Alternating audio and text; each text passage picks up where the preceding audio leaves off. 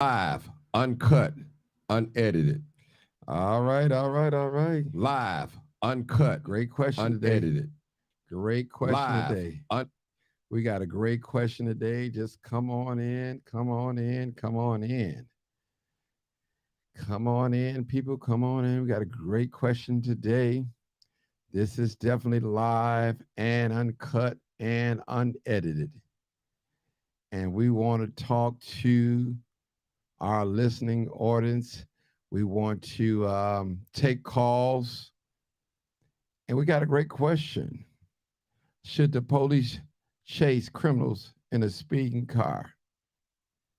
That's a good question.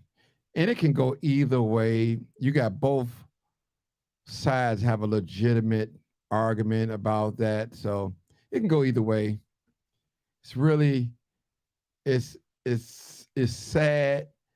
The police may look at it no another way, but I'm gonna just hold my comments and let you guys come on in. What's up, Miss Wright? I see you. I see you. I see you. This is definitely live, uncut. I see my YouTube audience. Don't forget to subscribe to me at Martin G. Johnson. If I'm not on Facebook, I'm definitely will be on YouTube. Chad, I see you, man. I see you. Hopefully you can call in today. We got a great topic today. Great topic. And we want to talk about it. You know, we had two incidents of car pile up, reckless driving, things like that. Hey, Jackie, I see you. I see you. Okay. Hold on, Dr. Sanders. Hold on, okay? Dr. Uh-huh. Sanders. Yeah, hold on. Yeah. I want to shout out a few names real quick. And Jackie, I see you. Peggy, I see you. Xavier, I see you. Miss Queen, what's going on? Not in the speaking car. She said, okay. Okay. But you know, did you want to talk now, Dr. Sanders? Because I had a video to show with Lori Lightfoot, and it's kind of lengthy, but you can talk now or it's up to you. Let me just say this, because I know her thing is always a deposition. All right. Listen, I know from watching, my children's father, who was formerly a county police, they went to school for training. Um, you have to catch the criminals, but risking the lives of a lot of people, it's like trying to figure out a way how not to, because it's almost like you have to think about what's going on, because all these criminals that pop up that's in our city, they either come through your house, they'll steal your car, they will take your car and then they'll run off with it. And then the ones who actually kill people are the criminals who are driving, because they don't want to yield to the authority. They don't respect the police. So all of the training that the Chicago Police Department and the county sheriffs and the county police officers, they have to go through training in order to try to protect and serve the community. The training is inevitable, but you can't. This is why sirens are important. If you notice, Martin, when you hear an ambulance, what do people do? Let's be honest. They don't want to move over.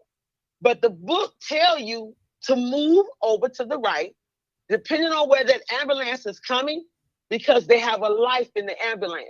They got to get there. Sometimes the fire department will come with the ambulance, especially with seniors or anybody that's sick. I remember when I got sick, the fire department came and the ambulance. They both came. So you got to obey the sirens, but nobody wants to obey the sirens. We going up here on 7050 King Drive. You got a police car sitting on the corner of Prairie. You got another police car at King Drive. If something go off, they got to get to the people. But the thing of it is there a way to do it? They're trained how to do it, but they also the police are trained a different way than what we think. They got somebody pulled over now looking out of the car. You see what I mean? Right. So the people will not obey the sirens. They won't do it. Now, when you're on the expressway, that's a very dangerous way to be stuck on the expressway. The police got to come and, the state troopers got to pull over. These things here, people are not obeying the basic law of the land. So now how are the police going to get to the criminal? That's the $99,000 question. How? Lori Lightfoot, I respect your office, but sweetie, you're not a cop. You're not from Chicago. You don't know this city. You were not here when Belandic was here. You was not here when Richard was here. You were not here before that time. Chicago is almost like New York and LA. It's an area of all, I mean, you find police cars that they have to pursue. That's in their training book. So unless you petition to rewrite the training book, you better have a petition to figure out how you're going to catch these criminals. Okay. Because it's going to be, you understand what I'm saying? How you going to catch them? All right. Let me show this video, Go Dr. ahead. Sanders. I got to show All this right, video. bro. All right. All right. Holla. All right. All right. Let me show this video I got going. And we're going to listen to the video real quick, and we'll take it from there. Got a video showing. I'm sorry, y'all. Video. Let me get this video going. All right. The Chicago Police Department has unveiled a new foot pursuit policy that it says will improve safety for both police and civilians. The policy limits when officers can pursue people on foot to times when, quote, they have reasonable, articulable suspicion or probable cause that the person has committed, is committing, or is about to commit a felony or certain Class A misdemeanors. The policy prohibits officers from pursuing people for only running from police, nor can they pursue people for parking and ordinance violations and certain traffic offenses. The policy comes a year after officers shot and killed 22-year-old Anthony Alvarez and 13-year-old Adam Toledo in separate shootings that followed foot pursuits. Here is Police Superintendent David Brown on the new policy. I think this policy, without question, hits the right note in balancing officer safety, our ability to capture offenders, but do it in a way that's constitutional. And joining us now with more are Valdemar Cruz, former Cicero police sergeant and president of the Puerto Rican Police Association, photojournalist Mateo Zapata, and Baltasar Enriquez, president of the community-based organization Little Village Community Council. We also invited the Chicago Police Department to join this conversation, but they declined. Baltasar Enriquez, your reaction to the new policy? So our reaction, I mean, we're happy that this policy is going to be enacted, but we're not excited because we can have 1,000 policies, and if the police department doesn't follow them, then what's the point, right? And we could give an example. They were given a policy. Officer Ella French was given instructions to wait for backup when you have more than 3 passengers, and they didn't follow the policy, and the result was her death. So that's the problem, that we could have all the policy we want, but if the police department is not going to follow them, there's no point on having them. And this policy protects people like me, people with my color, people with my hairstyle, people with my image. So this policy is for people like me and people of color. So I don't know what happened. Okay, that's his thing. I think we may have lost your audio. Let me switch over to Valdemar Cruz. As a former police officer yourself, your reaction to the new policy? So these new policies always attack the police. We're not clairvoyant, we can't read the criminal's mind. Mr. Baltasar criticized a police officer, which is kind of disrespectful, who died in the line of duty, giving her life to the city. And we need, but we don't have an issue. Again, we don't have an issue. We don't create laws to fight criminals. All it is to handcuff the police, don't let them do their job, continue to restrict our ability to make our community safer, because some people in the community want to make criminals as victims when they are offenders. Mateo Zapata, do you think this new policy will impact how police interact with people of color? No, I think it's largely performative for the most part, to be honest. At the core of the issue, I think there's just a lack of accountability for police officers that do kill Black and brown people, specifically in Chicago. I think we've seen it not just recently in the last 2 years, but it's been an ongoing culture of just a lack of accountability for police. And I don't think that the foot pursuit policy is going to really help. I think it's just performative at the end of the day. Valdemar Cruz, your reaction to that. Have police been unaccountable? No, we've had many officers fired from the line of duty. fired from their jobs.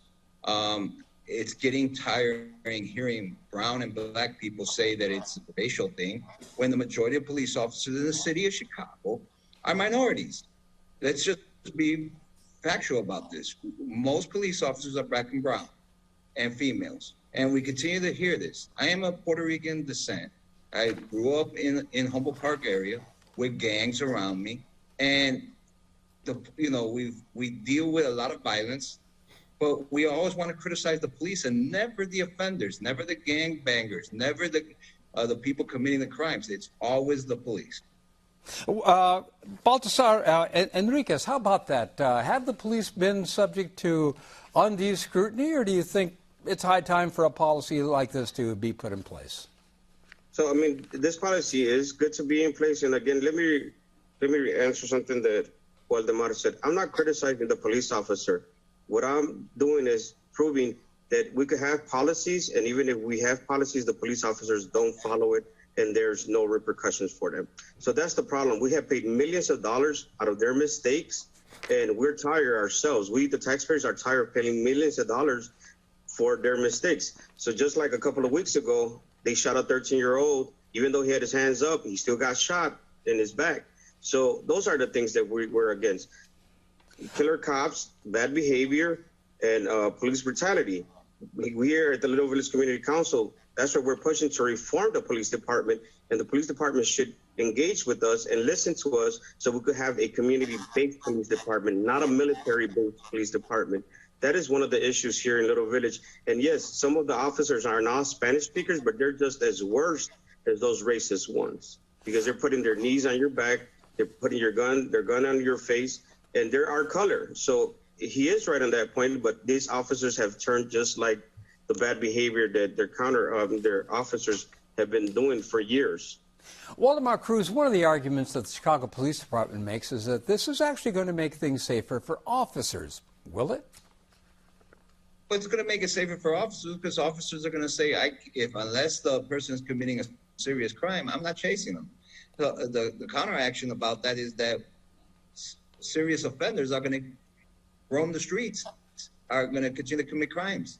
And until we find a happy medium, until we find a way to talk to each other instead of blaming each other, we will continue to see these ordinances, these laws passed to restrict police officers and their duties. Mateo Zapata, what options do police officers have to a foot pursuit when they suspect somebody has committed a serious crime? Just to reference the comments made earlier in regards to what I was saying, I don't think that accountability has been put forth. The officers that killed Anthony Alvarez and Adam Toledo, there's no charges against them. And even if you look at a police officer who had charges brought against them, like Jason Van Dyke for shooting Laquan McDonald 16 times, he served less than half of his sentence, which was about 3 years. And yes, the majority of people that the Chicago Police Department kills in this city are black and brown. To answer your question that you asked, I think that there has to be an accountability that's put forth, and there has to be an understanding within the Chicago Police Department that you can't and you should not shoot someone in the back, and that you can and should not shoot someone who has their hands up in the air and is unarmed. It's that simple. Waldemar Cruz, we're almost out of time. I'll give you the last word. What do you want the public to take away from this discussion?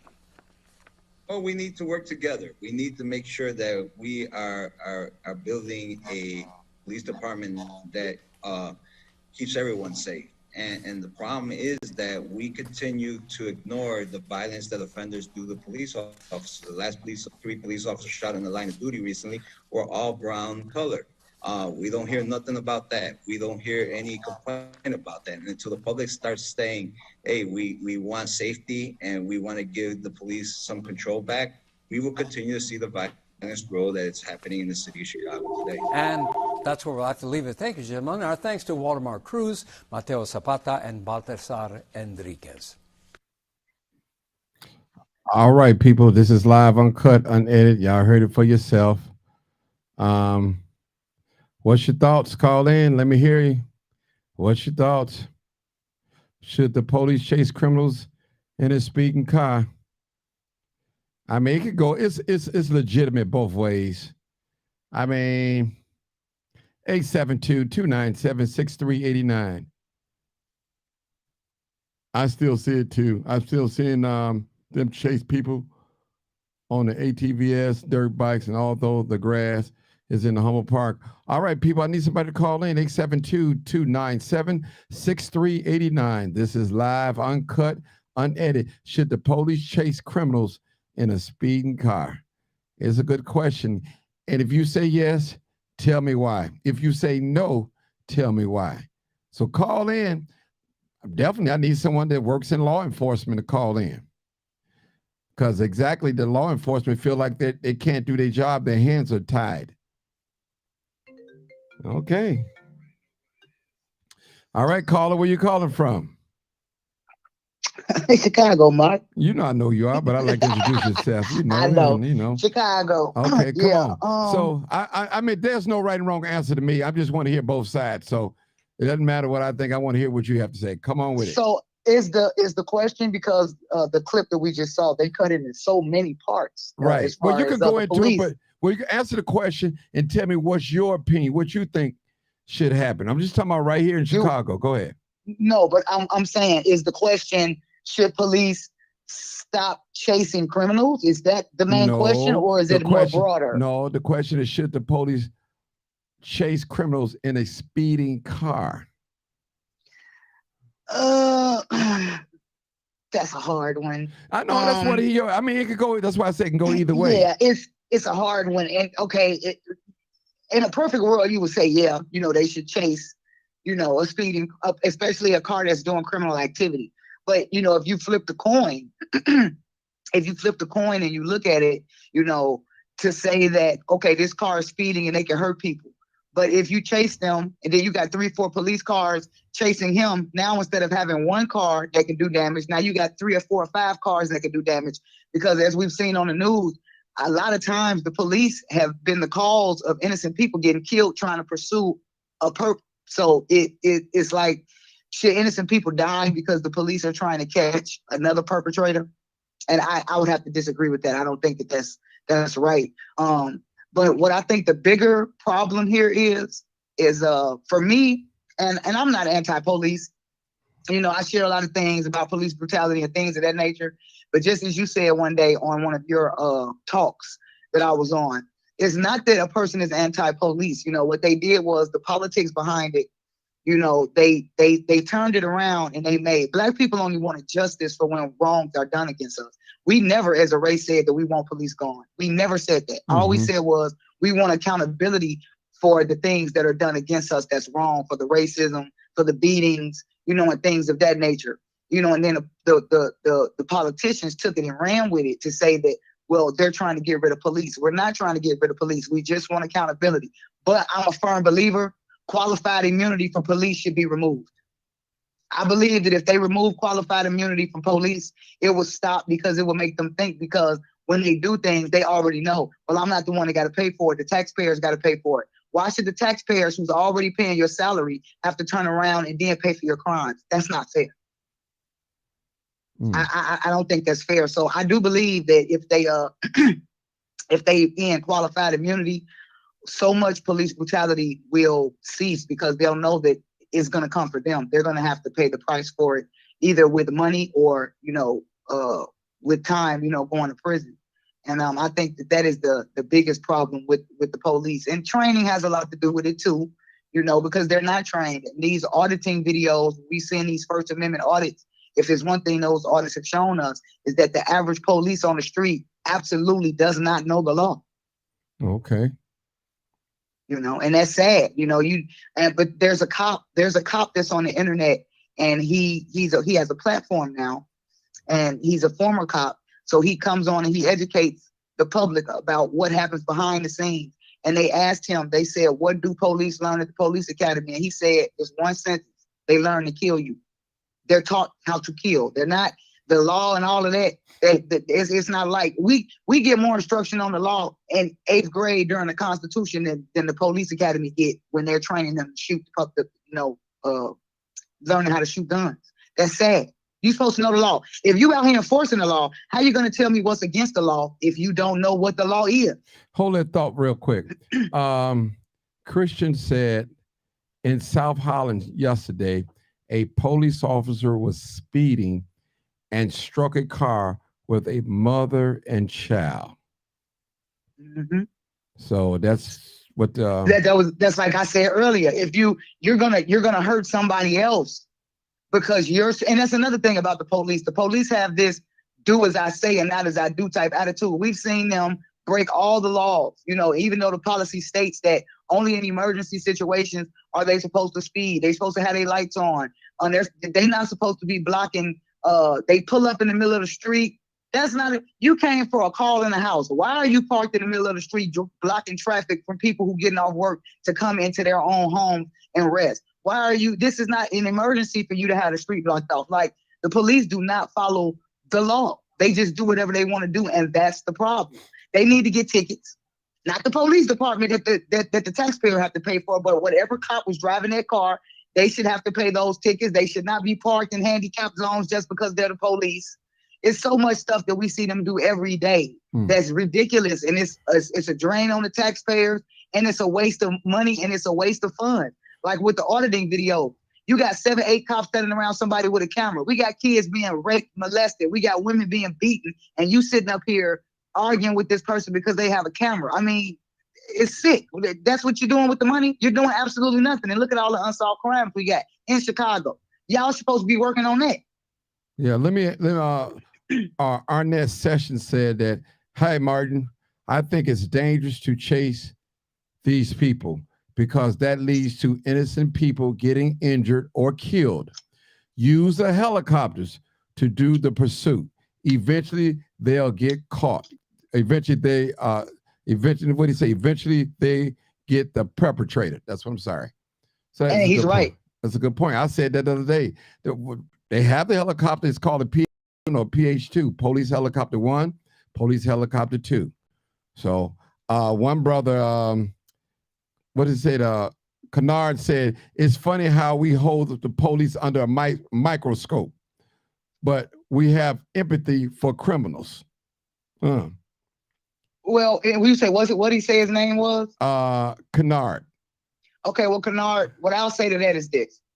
It's not that, see, the police have never been under the microscope. For centuries, because if anybody who knows the history of police knows that the history of police goes back to slave catchers. Those were the first police in the United States of America. So you're talking about a culture of people that were trained to control the public. And only recently, because the First Amendment auditors, when we started really filming them, that came around about 2000, early 2000. So, Mr. Kennard, you're talking about decades and decades prior to the times we're living in now, where police got away with everything and no one held them to a higher standard because it's always your word against the police. And just because they have a badge, they're going to believe them. How can you watch? And I don't know if you watch them, but I would advise you to get on the internet and watch all of these First Amendment audit videos where they are catching police in lies. They are catching police brutalizing people. They are catching police breaking every law in the book that they're not supposed to catch. So when you say that now they're under the microscope, it's a long time coming. For the first time in history, they're under a microscope. And people are not going to let up because people are sick and tired, because even though we got these cameras on them, they're still doing dirt. A lot of them will tell you on camera, "I don't care. I don't care. I don't care." These people, we have psychos running around with a badge. They have a legal right to kill you just because they have a badge on. That's scary. And it's not all of them. I've met some wonderful cops. Like I told you, my daughter plays chess with the Chicago Police Department. There's some wonderful cops out here. It's not all cops, but the dirty ones are dirty. And this is something that we need to be concerned about.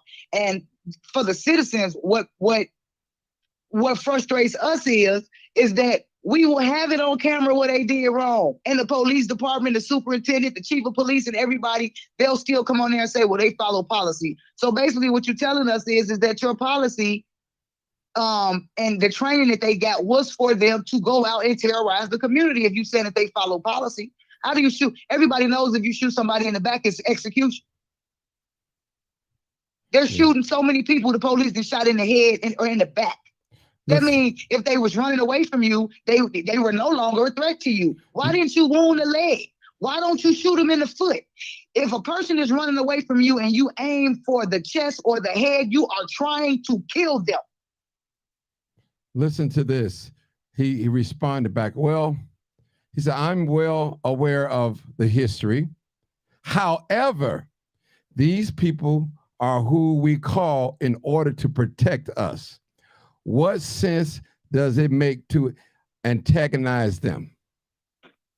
Okay, well, Mr. Kennard, first of all, when you said these are the people that we call to serve and protect us, 9 times out of 10, somebody who's in a car running, they didn't call the police. 9 times out of 10, the police picked that up. Now, I'm not saying that, like I said earlier, I'm kind of on the fence about the pursuing somebody in a car. I'm really not nay and I'm really not yay. But I'm going back to the part where you're saying about putting the police under a microscope. You're saying this as if the police don't have blood on their hands. See, what you cannot do is you cannot, going all the way back for centuries, have so much blood on your hands, and then you expect for people to say, well, you know what? I think they're the good guy. We're living in an era where when you meet a cop, you don't know if this cop is a tyrant or if he is officer friendly. So it's really a situation where just like when they come at us and they tell us, well, we don't know if you're doing something wrong. You're suspicious. We have to figure it out. Well, you know what? The public, we got to figure out whether or not you're a crooked cop.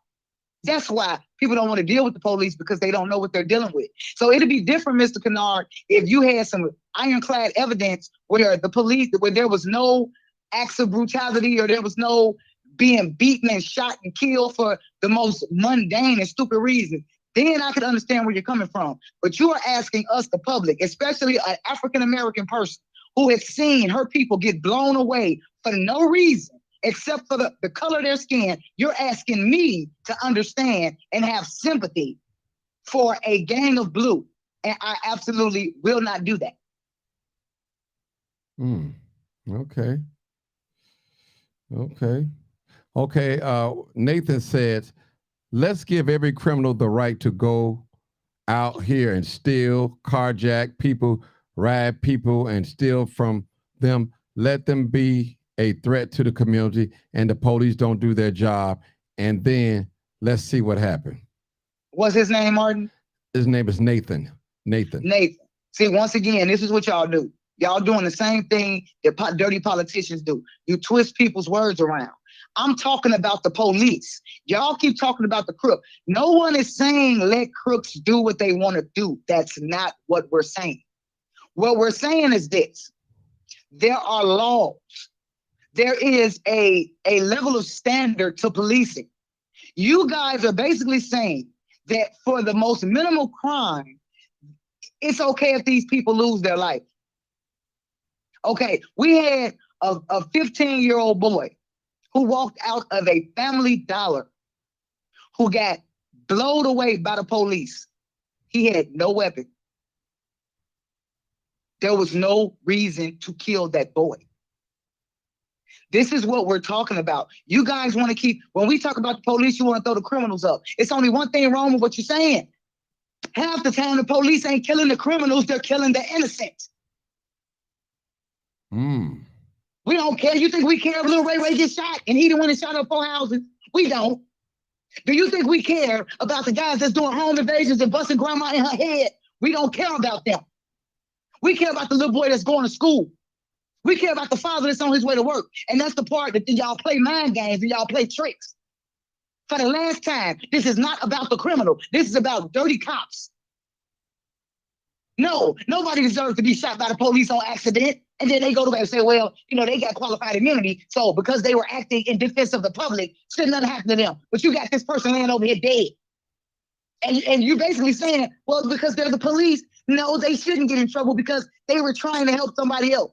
It's a way you help somebody else. If I'm gonna risk your life trying to help somebody else, what's the point of that? I'm trying to save you. Okay, I'll give you a prime example. Okay. You got a person that's saying that they're going to kill themselves. The police have actually done this. And this is the dumbest thing I've ever seen. A person with a gun to their head and say, I'm going to kill myself. Not my family, not my kids, not the neighbors, not a stranger. I'm going to kill myself. So the police will shoot and kill them to keep them from killing themselves. Is that not the dumbest thing you've ever heard? That's stupid. You're not going to kill you. I'm going to kill you because it's against the law for you to commit suicide. Come on now, that don't even sound right. And this is what you do when you make excuses like that for the police. You're basically saying you shouldn't kill yourself. The police should kill you for you if you want to commit suicide. Come on now, it's stuff got to make sense now. If it don't make sense, I'm not buying into it. I'm not buying into it. Yes, there are criminals out here that need to be sought by the police. During the Black Lives Matter thing, and to let you people know, I am firmly against Black Lives Matter. I never supported them, don't like them. It was a ruse, it was a political ruse to tear up the country, to bankrupt the middle class. I don't support them in no type of way. All the millions they made, they didn't give not one dime to anybody, to any Black community to help the Black people. So I don't support Black Lives Matter. But when your mayor, Lightfoot, told the police to stand down, when all the riots was going on, I was one of the people that was on Facebook going off saying that was wrong. They should have been locked up. They all should have been arrested. The ones that was out there breaking into them places and stealing things, robbing jewels, breaking into Walgreens, they all should have been arrested. So you people have to stop. You have to stop taking a person's views and hearing what they got to say, and then you automatically assume that they're standing up for a criminal. It ain't a criminal. If you out there raping and killing and stealing, I'm not standing up for you. You need to go to jail. But just because you need to go to jail does not mean that I believe police should be let loose without rules and standards on the community. Mm-hmm.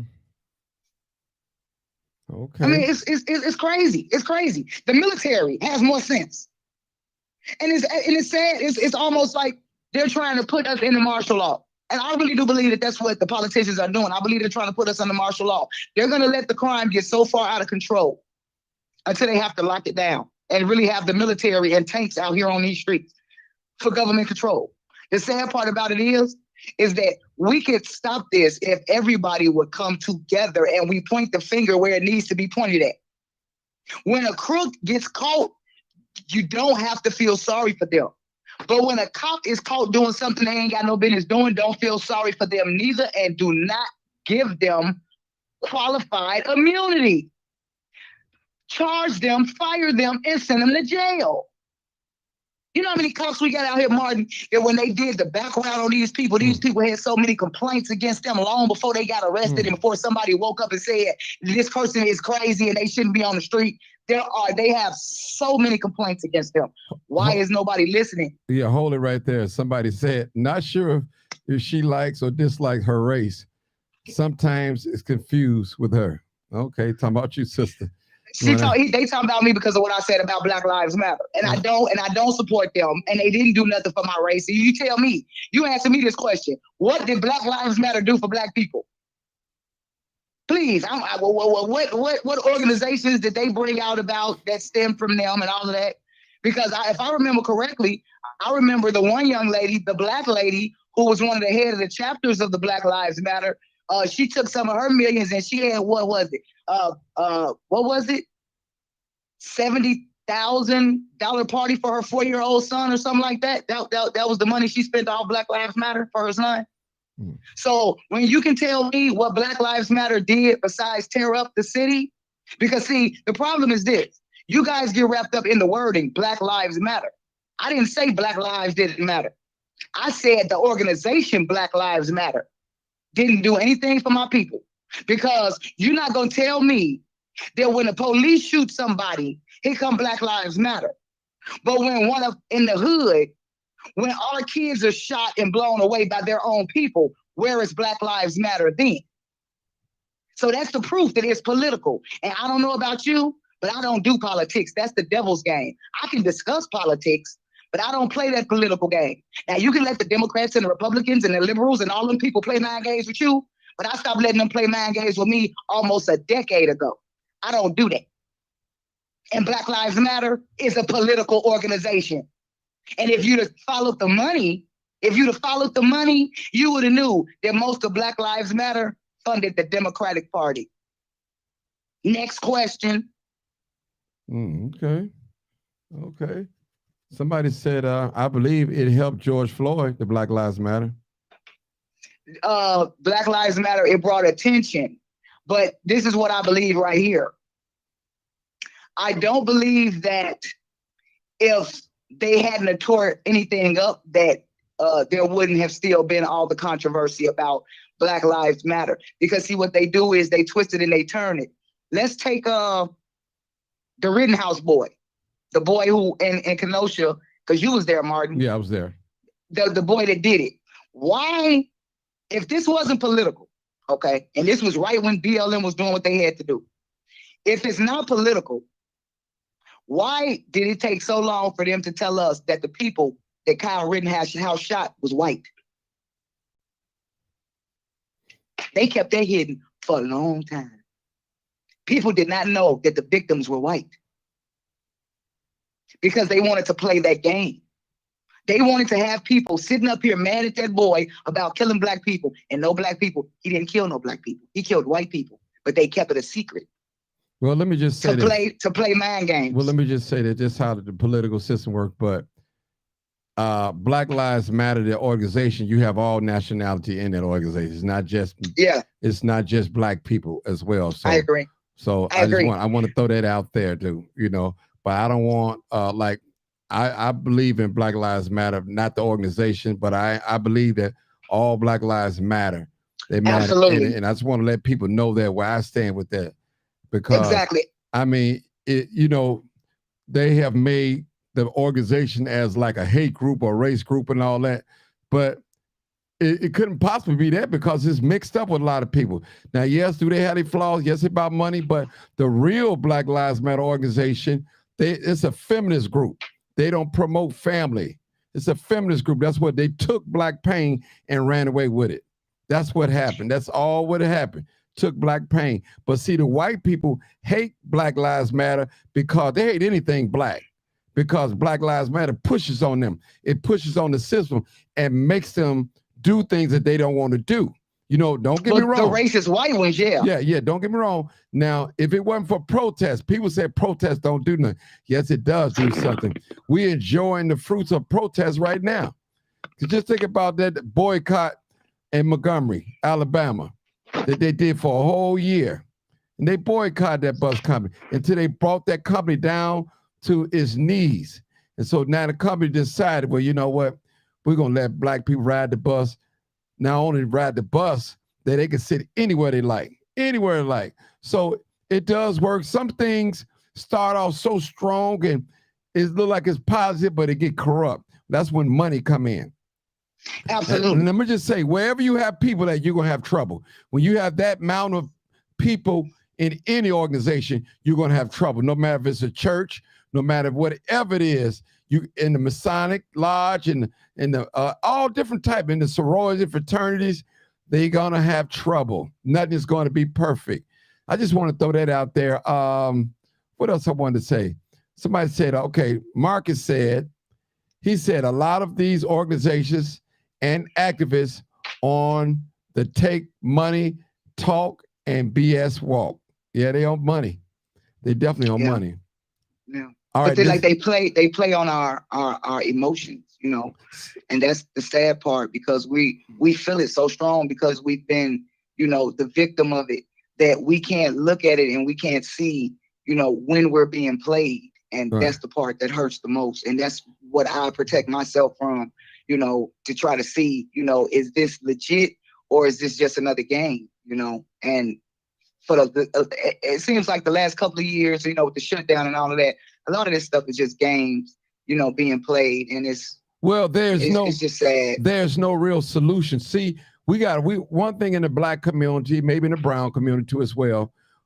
Crime is big business. It's $1 billion business. Yes. I'm happy you said it. It pays people's salary. It pays for their car, their mortgages, their education. It's a big business, people. How you think these guns come in here? How you think these drugs come in? They just don't mysteriously pop up in these communities. It just don't, listen, if you put a gun and drugs in these less fortunate communities, what's going to happen? Crime is going to be at an all-time high. It's going to be all-time high. And you can make this crime thing a race thing. Can't nobody beat the white man killing. Yes, I said nobody. He have made racists extinct off this earth. Trust me. And it has been proven over and over. And white people are not that uniform as y'all think they are. Because if they wouldn't, you wouldn't even have these old hate groups among the white people. It's a lot of different factions of hate groups in the white society. It's a lot of them. They're different. You got KKK, you got Aryan, you got skinhead, you got a lot of different sectors in it. But they're not all on one accord either. It's just enough of them to get what they're trying to do done. That's what I tell black people. We don't need 100% of black people to be on one accord to get things done. That's no, we don't. And I'm gonna tell you something, Martin. It's funny that you should even say that, and we're talking about it because when you said earlier, you said boycott and stuff get things done. I 100% support boycotts. I 100% support marching. I 100% support protests. What I don't support is rioting and vandalism. I don't support it. Never going to support it. Yeah. And what happened was Roland Martin, he had on his show during the stuff with George Floyd, during the shutdowns and all of that, a black militia in the South, I believe they were in Georgia, 1,200 of them marched, legal gun owners, armed to the teeth. And they marched through the town to give a message, because when the stuff happened with Black Lives Matter and all that type of stuff, and they were, threatening black people in general, where every person was a target, because they assume that every black person wants to shoot the police and tear up and all that type of stuff. So what they did was they got their legal gun owners together. They got militant about it, and they marched 1,200 deep. Nobody, not one cop, not a KKK member, not an Aryan skinhead. Nobody ran up on them. Not one person. So that right there is proof. There are ways you can send a message out. The first thing is unity, and it wasn't the whole black race. No, it wasn't. It wasn't the whole black town. It was 1,200 of them got together and walked through to show them I'm not my ancestors. The stuff y'all did with Black Wall Street and all that crap, it ain't happening today. Run up today. Run up today. And that was the message they gave, and nobody screwed with them. I think it was 1,200 armed and 300 not armed, so it was like a total of 1,500. That's powerful. And I put it on my page. Never in the history of the United States of America have you ever had a black militia armed to the teeth that walked through the streets and didn't nobody bother them? Never in the history. That's a good thing. But they weren't tearing nothing up. They weren't setting nothing on fire. It's a way to do things. Well, let me just say this, sister. Even in the civil rights days, they toast things up. They towed things up and they burnt things up. Well, you have to understand, Martin, that's different. No. They started, it is, Martin, because there's a difference between you going out and minding your own business and being attacked.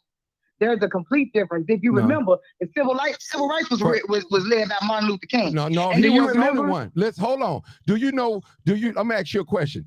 Do you know what was the worstest attack against the civil rights movement? Do you know? There was a lot of them. I can't pinpoint one. They were all horrible, if you ask me. Back in the civil rights movement. I believe the churches was the they worst. bombed the churches up. White folks were bombing the church. It wasn't black people. Right. They shot 28 students one time in the civil rights movement. 28. We don't know that. Listen, them people, white people was not in love with Martin Luther King, and even some black people. Y'all always hear me say while you're living, they lie on you, but when you die, they lie for you. And that's exactly what they're doing for Martin Luther King. Some of these black ministers would not allow Martin Luther King to come in their pulpit. Some of these black ministers, they stood with the dominant white society against him. They stood against him. Only thing they teach to our young people, he had a dream. No, Martin Luther King was more than a dream. And he wasn't just the civil rights movement alone. It was other people working behind the scenes. We had other movements too. So what I'm saying is, listen, sister, I don't advocate nobody burn nothing down, but guess what? I'd rather for them to burn something down than take somebody's life. At least whatever you burn down, you can build back up again. But if you burn somebody's life up and kill them, they can't come back again. Because all this stuff that we seeing and witness right now is only temporary right now anyway. And this is how America got by rape, murder, lie, deceit, genocide. This is how this country got taken. This country wasn't built on Jesus Christ. The foundation of Jesus Christ was not built on that. They got this through weaponry, trickery, deceit, poison, rape, all those things. That's how this country got. That's the real. See, America have a dark history about her, and she don't want to live up to it. And like I tell white people, well, Martin, I never owned no slaves, but your forefathers did. And you're reaping the benefits of what they've done to our ancestors. You're reaping. Completely understand that if you trace it back. See, my thing, just like what I said about the police, what you're saying here right now, the same stance that I have against the police is the same stance I have in this conversation right here. Be mad at who you're mad at. See, I don't understand the logic of George Floyd being killed in their state over there. And then you coming over here because at the end of the day, we already know what happens in riot. See, you can't say, well, I'm sick and I'm tired of this and I want people to listen, and then you tear up your own community. See, that right there makes absolutely no sense to me. Let me help you out. Black people don't have no community. A community consists of a hospital, a bank, a school, library, where we have nowhere in America that we have that. We don't have no community. The stores that's in our community, we don't even own those. Trust me. Let me help you out a little bit. Here in America, we got half of 1% of business here in America, black businesses. And it has not always been like that. It ain't that we can't do business with each other, but it has been a conspiracy. Our money can never stay in our community because we don't own our community. Listen, the brother said, I don't know if you was listening to the tape. He said there's more minority police officers on the Chicago Police Department, but we know who runs it. It's the white people who control it. Their policy, their rule. So you can't fool us. Why you think we call it the hood? We don't say neighborhood, we say hood, because black people are the only people, not only ones, but some of the people, we the only ones that have a community or hood where we don't run it. We don't call shots or nothing. Trust me. Look at these black communities. Inglewood, predominantly black, some white, Hispanics and all that. A lot of these communities are predominantly black, but they are white ran. It's all a facade, people. It's called an illusion of inclusion. Trust me. It's an illusion. I agree with you on that, but what I'm saying is this, Martin. Okay, even in those communities that we don't own, that we don't have no power in, okay, there's still a level of life that we have to live there. Now, I'm over here on the west side, and when the George Floyd riots broke out, okay, it hit this area over here, and I'm in the medical district. Now, you got a Walgreens right here on Madison and West, okay? So like I said, when stuff has to make sense to me. If it doesn't make sense to me, I can't ride with it. That's understandable. You're mad about the George Floyd thing over there, but you vandalized and rioted that place over there. Hold on, Martin, because see, we got grandmothers and great grandmothers and nieces and nephews that needed insulin, and they shut it down. And for days, when people couldn't get their medicine, some people died. So once again, I have to, but they did, Martin. People got sick. Sister, okay, let me say something to you. When you war, what happened? People die in war, don't they? Now, it wasn't just because, listen, let me just tell you, see, black people, you guys don't know that you're in the war, but you are in the war. It don't mean necessarily that you run out there and shoot a white person down or a white person run and shoot a black man down. That's not the war I'm talking. It's a war against your black skin. It's a war to keep you from eating. It's a war to keep you from building, maintain a good job or a business. That's what war we in. They don't want you to be educated. There's a war out here. Let me just say this. When you have war, you're going to have casualties. Everybody's not going to make it. Trust me. And it wasn't just that George Floyd thing. That's a years and years and years of frustration of police misconduct. Not brutality, misconduct toward the black community. And I always say this, when you have people that work for the police department see a black person and a brown person as their enemy, they're not going to do right by you. Who's going to treat their enemy? Nobody but black people. They love their enemies as they self. No other race but black people. And they don't even love themselves. But they'll love somebody that don't even look like them. Hold on, sister. Hold on, sister. I'm going to let you talk, sister. Hold on. Live Uncut. Where you calling from, caller? Facebook call. Where? Hello. Hey, how you doing? Do me a favor.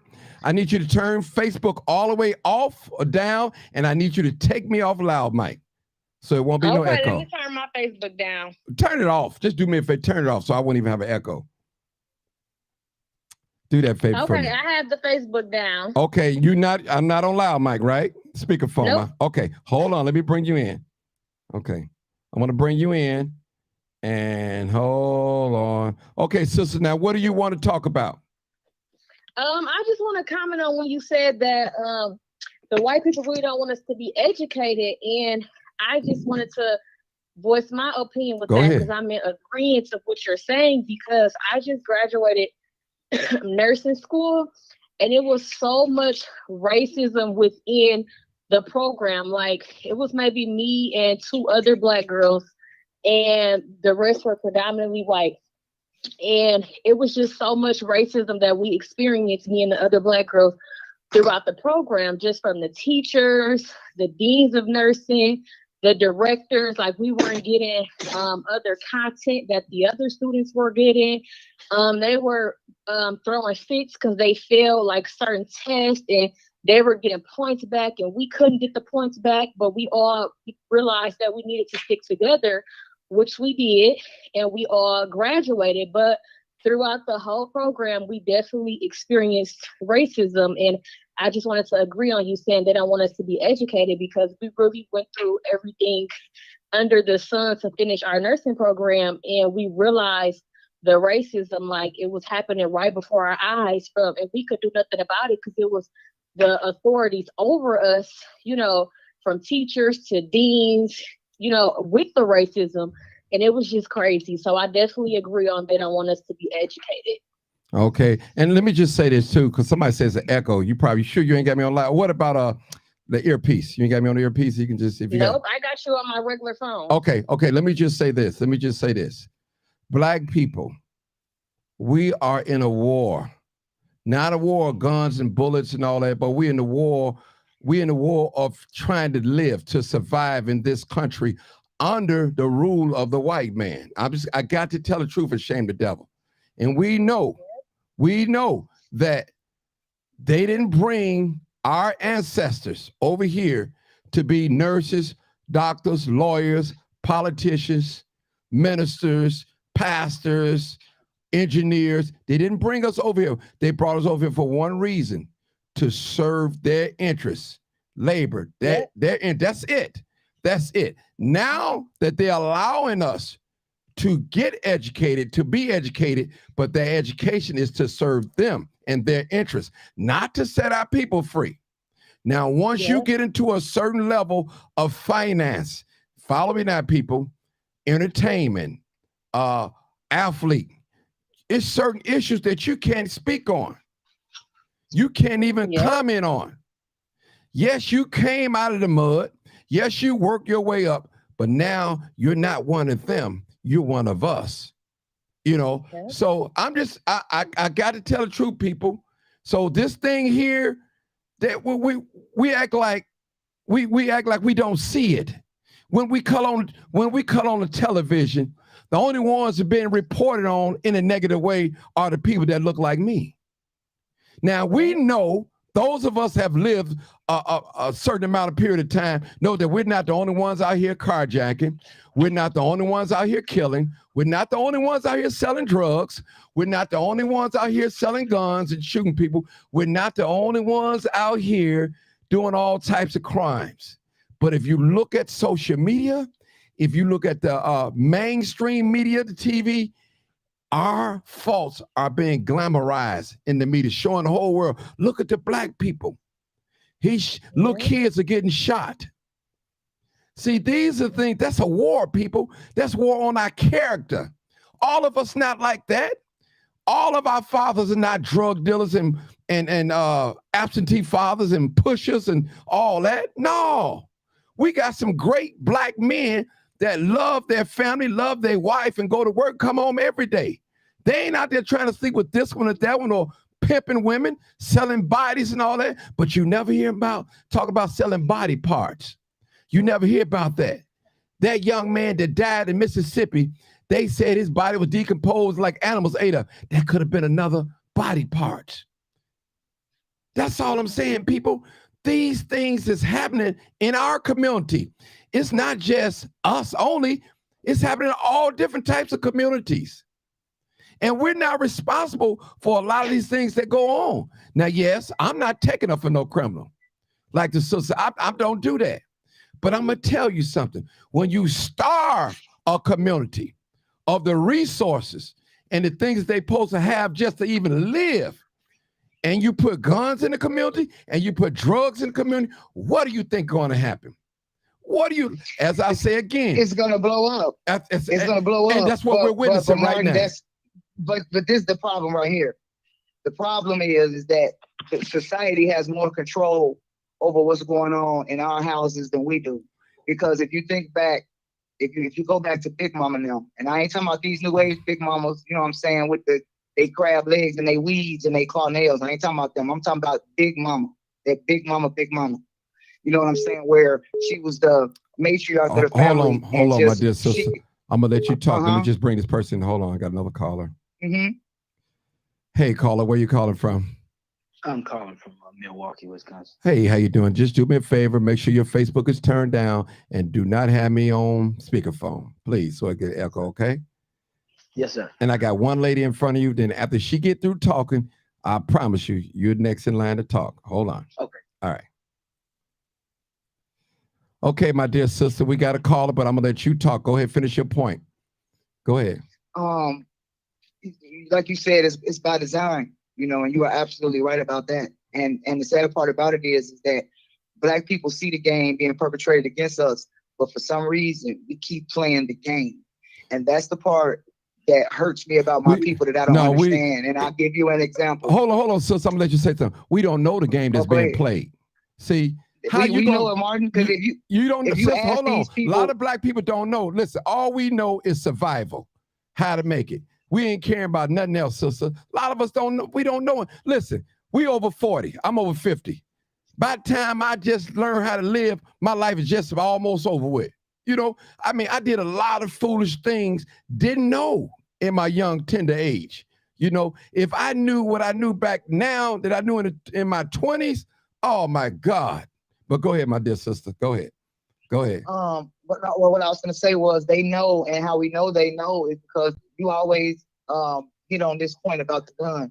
When you say who they're not made in our community, so who bringing them in? If you ask anybody, if you ask any Black person, I'm gonna say from the age of 12 on up, if you ask them, are guns and drugs made in the hood? They'll all tell you nope. So they know it's coming from somewhere else.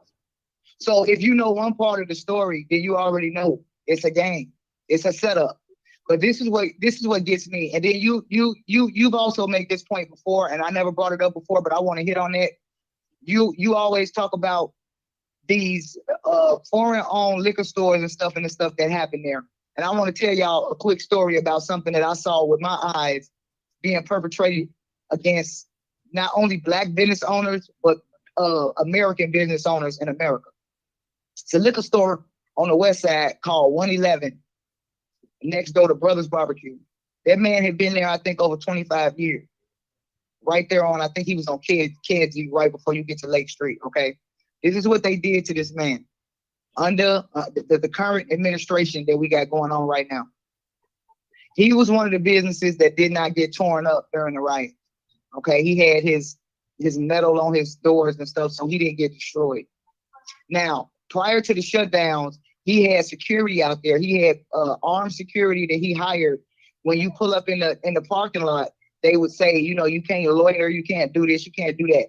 That man who owned 111 liquor store did everything in his power to make sure that he kept the flow moving, and there was no crime around there.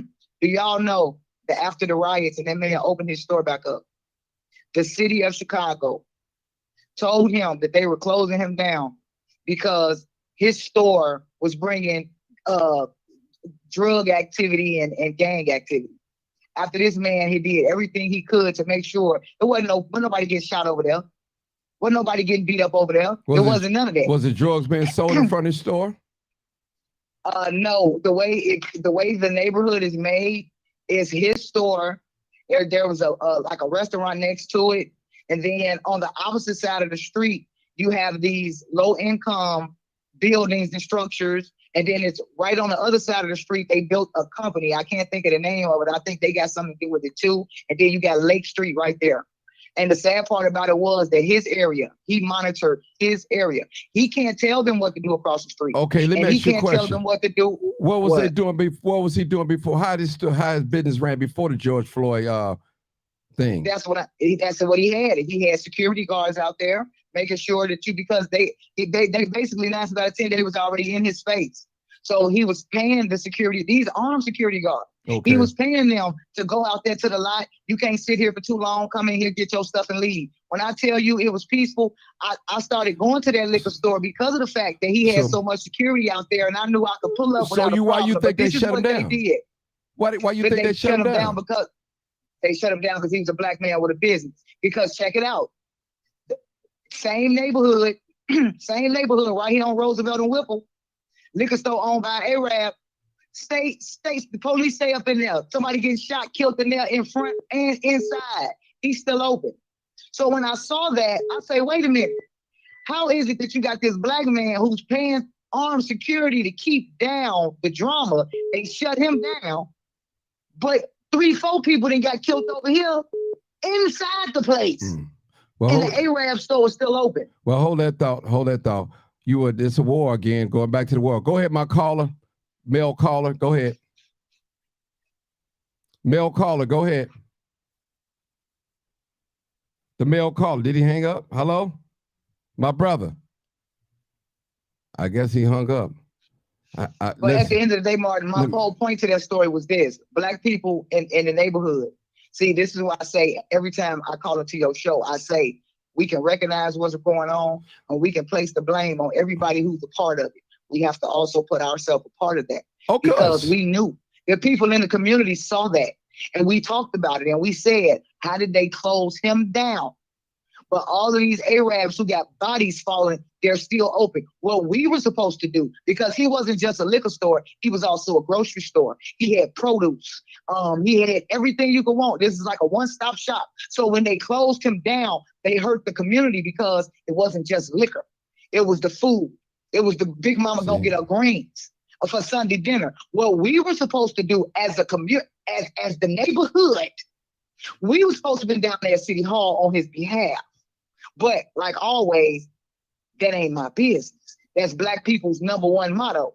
That ain't my business. And it's what hurt us. So what you were saying about it's a setup, it's designed that way, but we got the power to reverse it. But what we can't keep doing is we can't keep sitting down not doing nothing about it, but hollering that they're setting us up, because they can only set you up if you allow yourself to be set up. But we got too many other races that get together. They get together, Martin, and they go down there and they protest the right way. No, we protest too, baby. I don't know where you been now. We've done a lot of protest. Why you think Chicago police is wearing badges? I mean, body cams and dash cams? Because we protest. Listen. Police, you can go into the court. The judge is going to side with the police. That's the purpose of the body cam, to prove that the police, whatever they say, is not law.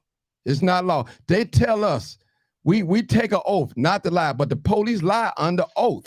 And what I'm telling y'all people, our money would never stay in our community as long as we don't have Black businesses in our community.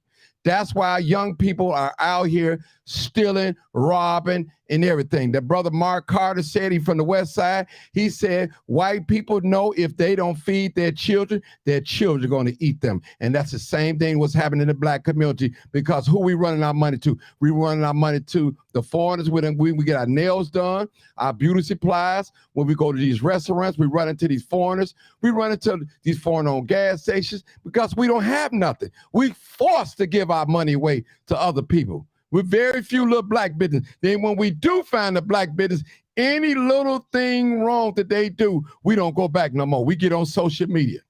But T-Mobile rob you, AT&T rob you, Verizon rob you, Comcast rob you, Infinity now, People Gas rob you. But guess what we do? We go right on back. And this is Martin, you making my point for me, brother, because like you said, I don't know where you been, we protest. Okay, now this is the thing right here. You did about, what was it, a year or two ago? Or you've done a few of them, but I've seen you with the protesting of the salons where the black women get, where they get attacked and stuff like that. When I say we don't do these things, I'm not saying we don't do them at all. I'm saying we don't do them enough, because if we're only gonna protest when violence happens, or if we're only going to protest when we're shot by the police, and then, like you said, it's about the businesses.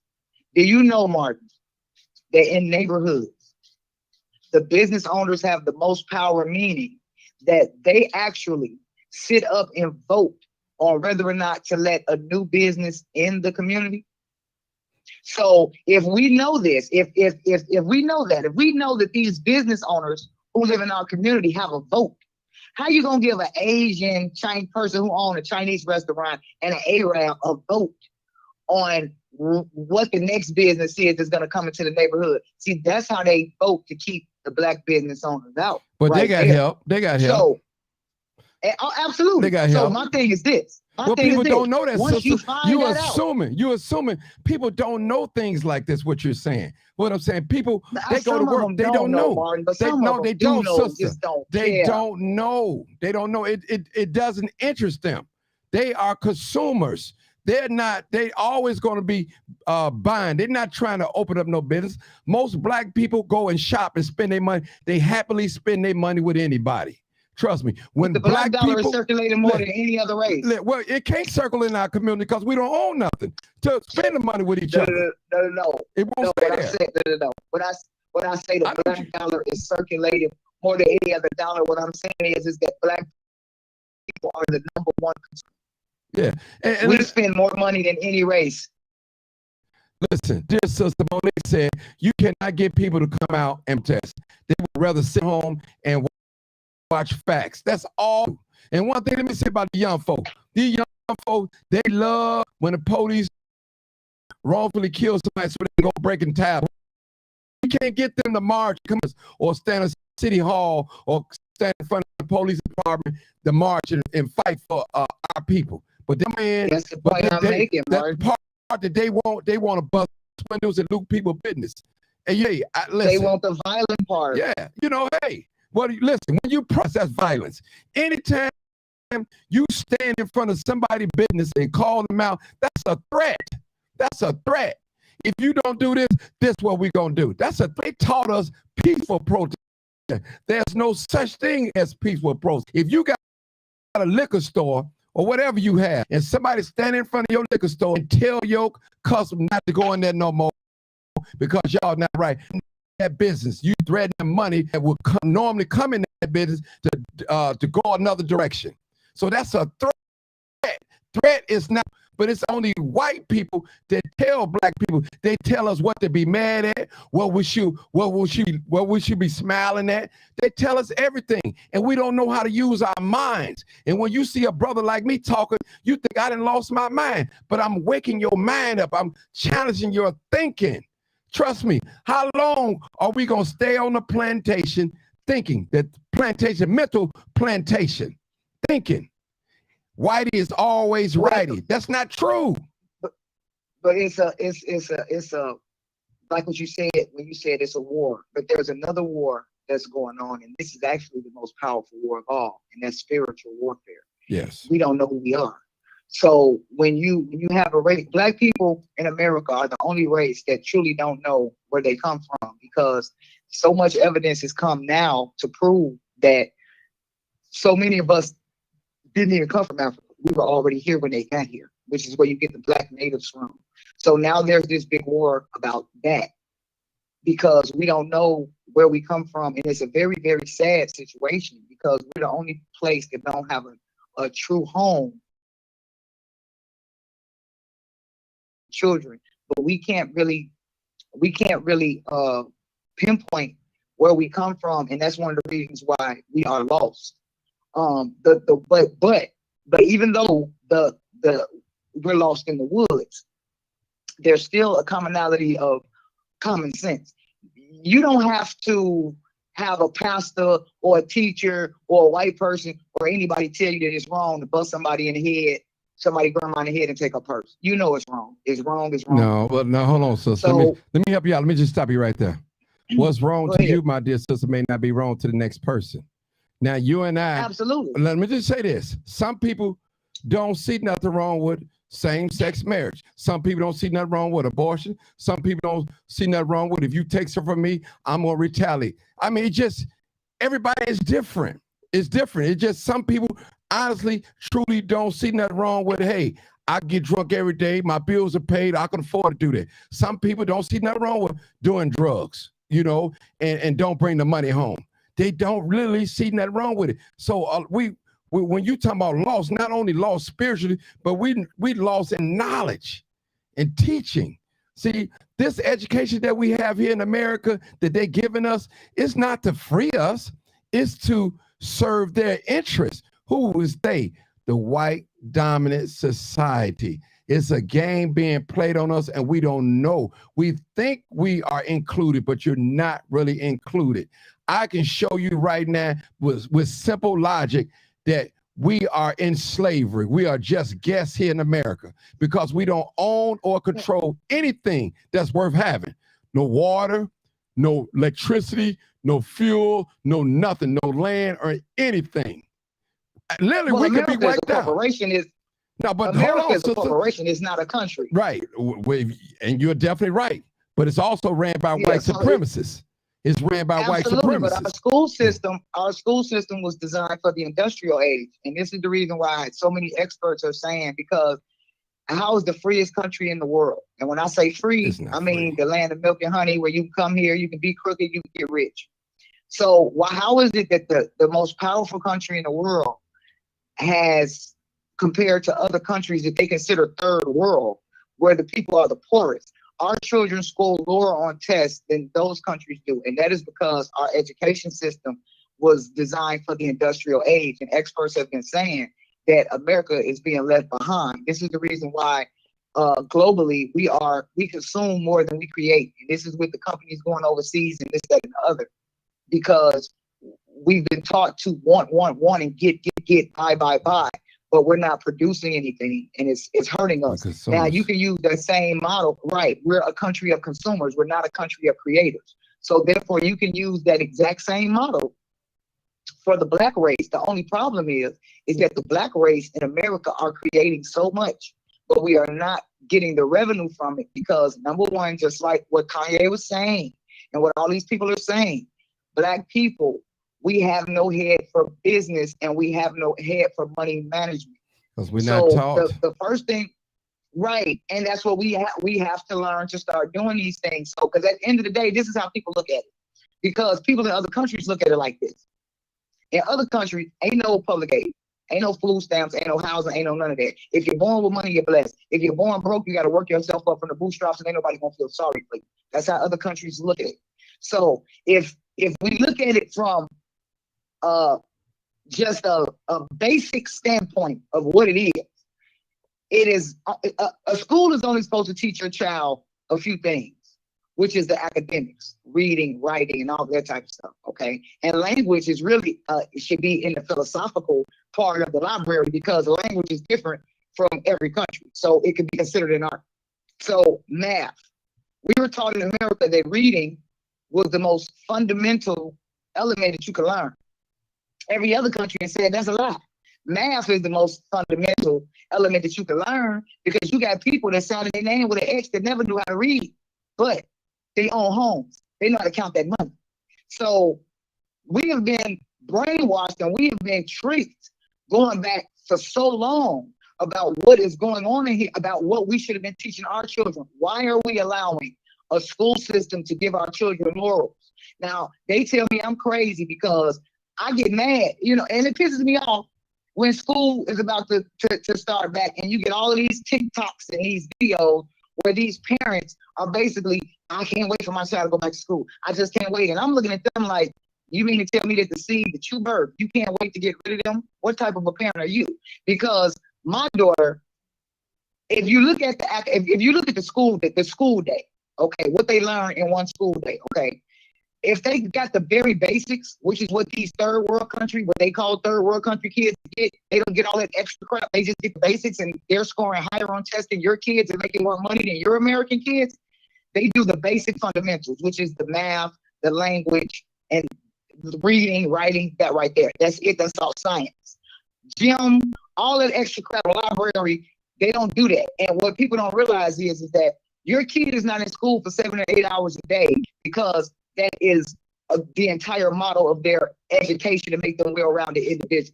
They're in school 7 or 8 hours a day so that the school system can have a whole shift where they can pull in 40 hours or more a week.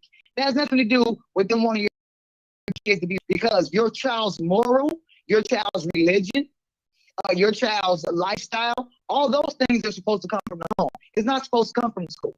This is the reason why I told them, don't talk to my daughter about gender fluidity and that stuff. It's not your business. It's not your concern. Don't talk to my daughter about religion. None of that. All of that's from the home. Does not come to you. That's not your job. You are supposed to teach my daughter to read, to write, to do science, chromosomes, all that stuff. Everything else, you do not have my permission to do that.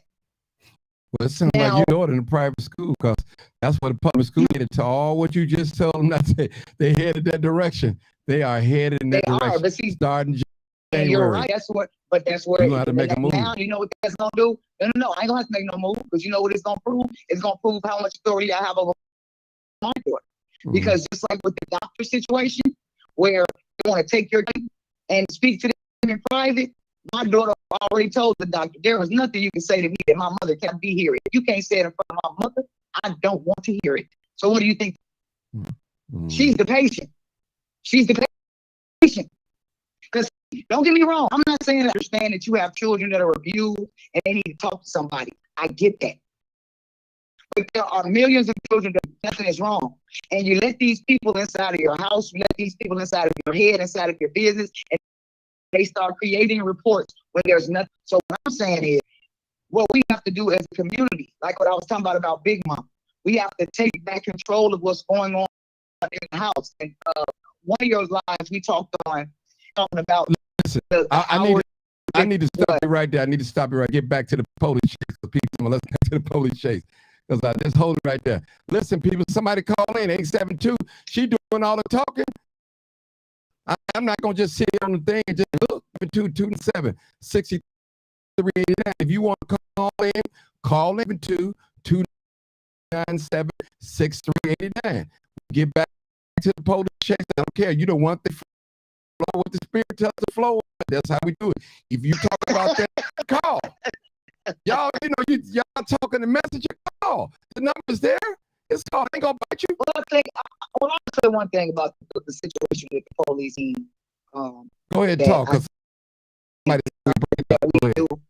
Something that we do need to confront, and that is that I have seen with my eyes, and I have seen it on the internet and stuff like that.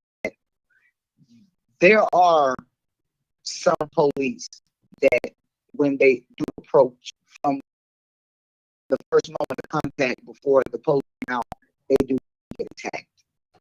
And I would tell people and family members, like, oh, go ahead.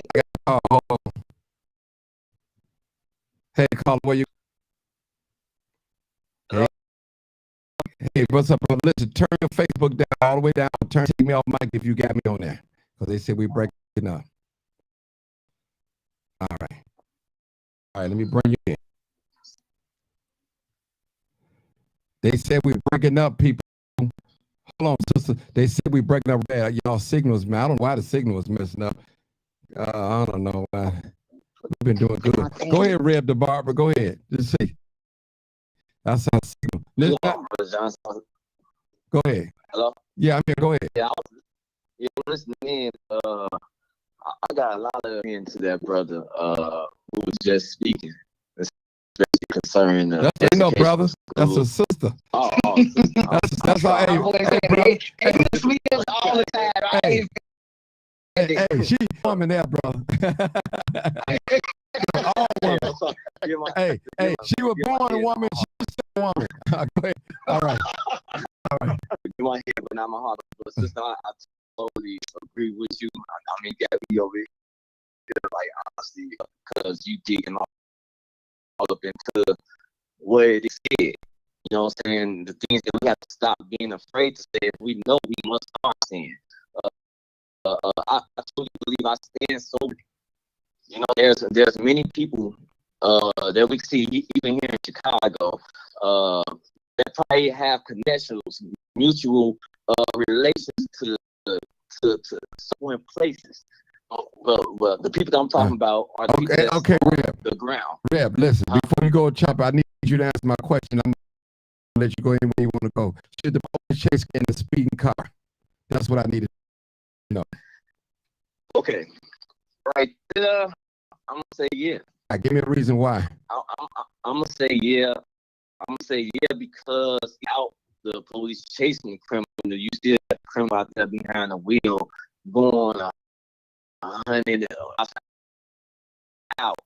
You got the police chasing them, then they're running from the police that would possibly, if they can strategically have a roadblock, things like that, you know, this criminal from hurting. You know what I'm saying? Because 9 times out of 10, they run from a police, they run from police, they end up hurting themselves.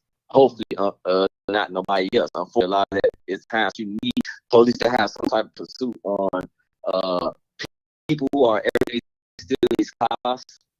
You know what I'm saying? It's a lot of things going on. You know, so yeah, I would agree, yes, but the way that you do this, you strategize. Thank you. That's all I was saying. Okay. And making sure that this can happen. And then there's ways that you prevent.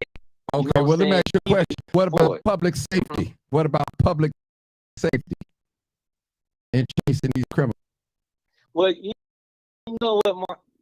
I'm just asking.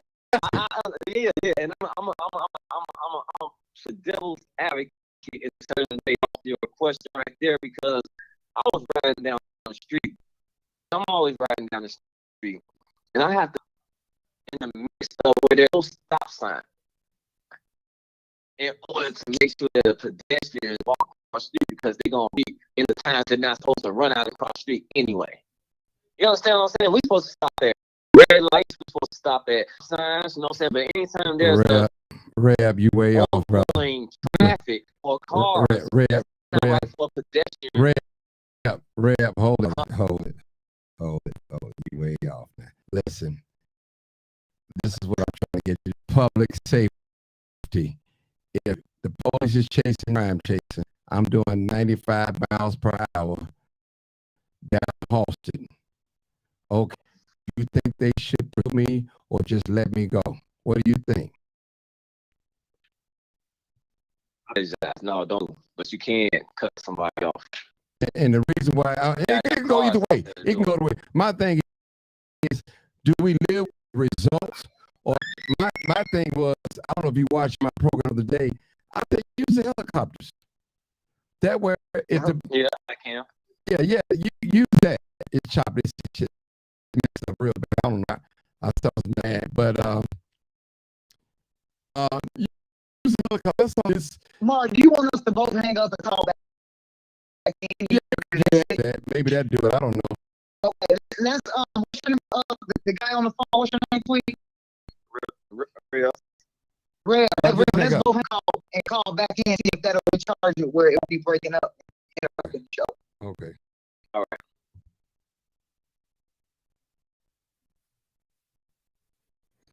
Sorry about that, people. How do I sound? Man, that is. Oh, all right. There's one caller. Hold on, the other brother to call back. Okay. How do we sound, people? How do we sound? How do we sound? Okay, that's the other brother calling back. Hold on, brother. All right, I'm choppy, people. I'm choppy. Okay, what we got to see something that's on the phone? Say test. Is yeah, testing 1, 2, testing. It's still bad. Look at this. We get into meat of this. Yeah. Program. I'm so sorry, people. I mean, I it could be. It might not be you. Right, because I got. It could be because it was actually kind of going in and out when I was watching it. Oh, because I got this is not an She was iPhone. on some heat. You gotta understand, she was on heat. Right. When it started And let me just say this, people. This is not live. This is equipment. I'm on a high-speed internet. I run the Ethernet core on the laptop, so it's not that my signal. I got high-speed internet. No one's playing PlayStation. No one on. I don't know what it is. It's not the. They do that. They do that. It's still happening behind the scenes that once again people don't know about. If they think that you're actually getting through to people, they'll do it. Right. They'll do it. 89 viewers right now. And that's nice. Sometimes you come on there, he got 100. Adding up to 100, 300. You know. Yeah, absolutely. So yeah, I you want to end Yeah, it? we're gonna end it. Going, We'll end it. We'll end it. We'll end it. We'll end it. I thank y'all so much. I'm gonna end it right there. This is live uncut. I put every last one of your comments. I am so sorry. I might log back in. I might not. I doubt it. I doubt it. That's it for me. That's it for me. I have no. So everybody, Go ahead, sister. I hope everybody has a safe Thanksgiving holiday. And that's it because we got another holiday coming. We crime go around the holiday. Yes, So everybody be careful out there. Everybody watch each other back. Yes. Thank you. All right, people. All right. This is live uncut live.